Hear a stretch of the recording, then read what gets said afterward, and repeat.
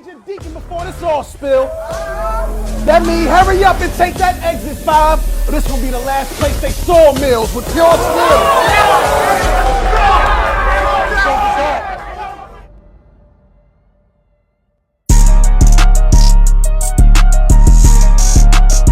Now, I wanted to ask you this too real quick. Is the money there in battle rap? Like, you know what I'm saying? I seen this here been a real conversation about money in the game. Of course, I seen Cal going back and forth and, you know, like, yo, some of us make the type of monies that y'all favorite rappers make. Or we've been in the position, and then, you know, Hitman hit us with some wild ish. Fuck the game up, man. Like, we seen Verb too, you know, he's been going on I don't know how much I really worth. And Sean recently on the My Expert Opinion show, like, nigga, when you really look at the numbers that we generate and things like that, and I know you a boss in your shit. So I've been saying this. You know, Hitman showed damn near $500,000, which is like, I've heard Cassie say 250. Listen, you know what I'm saying? But Hitman just really kind of, I think he fucked the game up a little bit with that. Yeah, but my thing is this: that's Hitman, bro. Everybody can't do that. Got you. Got you. Like, the numbers will tell you. What ARP say? He said every time he book Hitman, he go green? Yeah. The numbers will tell you. Like, it ain't no... Like, the numbers will tell you, bro. Like, it makes sense. But the money is there. It just depends on... Like, it's all a gamble, bro. You know what I'm saying? It's all a gamble. Sometimes it seems like the money is there. It's like for certain situations, you kind of just got to hit. You kind of just got to strike. You kind of just got to have, you know, the right people. The money is there if you book a Hitman. He said it. Every time you book Holler, you in the green, right? The green. So there you go. Yeah, you know what I'm saying? Every but everybody time. don't got the, you know what I mean, the resources to book a Hitman or something like that. So everything is a gamble, bro. Like, you know what I mean? Sometimes you got people that come in and, you know, you get the sponsors involved and you can get a good bag. And then, you know, some people... When it comes to big events, it's a handful of people that any league that's throwing a big event, you have to call. You know what I mean? You have to call. And if you playing with this, if you throwing a big event, you need these certain names by any means necessary. So if these niggas want this certain type of number, it's gonna make sense because this is what you want to do, right? Yeah. You could shorten the budget and put some other niggas in there for cheaper, but are they really gonna sell the tickets? Got you. Are they really gonna sell? So it's kind of iffy, man. It's kind of iffy. You know what I mean? You know, especially, you know what I mean? For me, you know, I'm more so, you know, really just trying to, you know, really make it happen. I don't really got the, you know what I mean? The consistent sponsors and shit like this. Like, you know what I mean? I lose a lot. You know what I mean? I'm just being real when it comes to, as far as putting events together from a boss standpoint. When you the boss of any company, you get paid last. You know what I'm saying?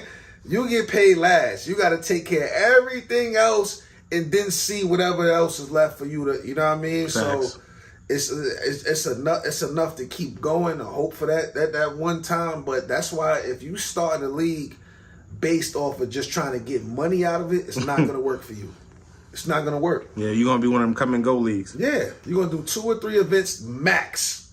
And if you ain't doing the numbers you thought you was going to do, I'm not dealing with this shit. It's over. You know what I'm saying? Like, but the money is there sometimes when it is.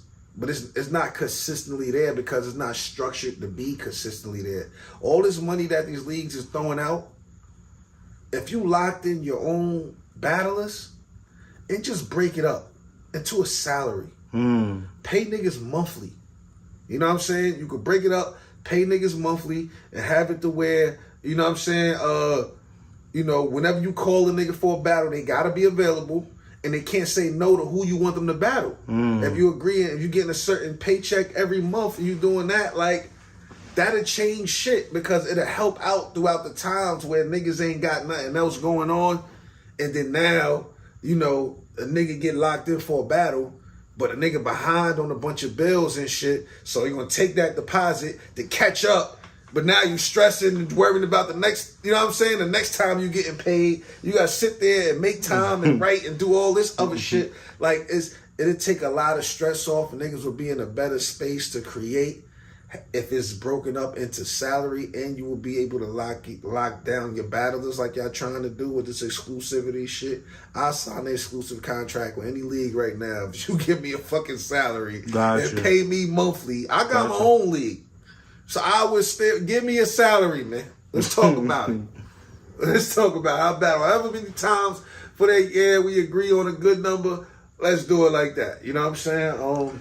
On one thing too with the money, like, you know, from what we've been visibly able to see as far as like on the fans' perspective or just the public perspective, we seen Jjdd and Rum split 120.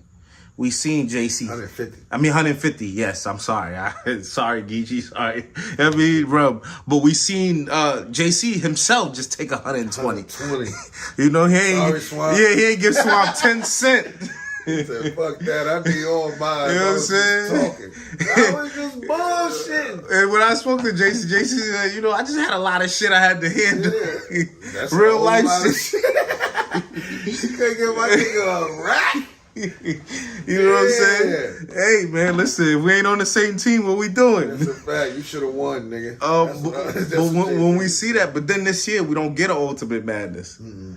You know what I'm saying? So, like you said, it's conditioned. It's situational. Certain situation. You know what I'm saying? Like when Drake came around. I heard everybody was happy. Niggas got that bag. I think Surf was talking 60 every time he stepped out. Yeah, niggas got that bag. You know what I mean? I don't know no every time shit. I mean, you know, listen. Yeah, but as far as what he was saying to us publicly. Right. You know what I'm saying? Nah, but niggas got a mean bag. Calico said that was the most he ever got. Yeah, for sure. That was the most everybody on that card ever got. Like that ain't no. Why you think Mook was so mad? He was supposed to get something crazy. Yeah, I think he said a quarter. He was supposed to get something crazy. Yeah, that's what he. Yeah, I remember him saying like a quarter. But that's why I'm like, yo, if you about to get that kind of money, Mook, why you ain't just take Eazy? So what if they try to set you up? So fucking what? It's a quarter M. You are a rapper. Win, lose, or draw, whatever, nigga. You won. You a great rapper, nigga. Yeah. You are the fucking go to this shit. Yeah, the logo, nigga. Lock in, man. This is a $250,000. Don't get mad after and talk about niggas and switching shit up. Lock in. But yeah, the money is there when it is there. You know what I mean? The problem is, a lot of times the money will come in. It'll be a good little cash grab because the people that's throwing that money out there is expecting it back. So what happens when that money don't add up at the end of the day, we ain't getting no paydays like that no more. It slows down. You know what I mean? After Summer Madness 2, it was Summer Madness 3. Bars over names. Yeah, bars over names. You The game switched up. Like, you got to pay attention game switched up. It switches. You know what I'm saying? Like, you know, after the last max out that RBE did, ARP, and the big shit, and Believe Music Hall, it is small events. Yeah, facts. He did max out in the Blue Room. Yeah, for the next year. Yeah. It just, you know, business wise, it really got to make sense. You know what I'm saying? It really got to make sense. And at least when you selling pay-per-view, it's unlimited. You selling live tickets, you can sell out, you can reach capacity. There's no capacity on pay-per-view. That's true. There's no capacity on pay-per-view. It's all about promotion. People thinking ARP losing out by going to the Blue Room. No, man. He said, I'm up. That man is He was smiling. I spoke to him the day after. He was happy as shit. He said, everybody money went out. Everybody got their back in. That man is not dumb, man. He's far from it. Well, with that being said,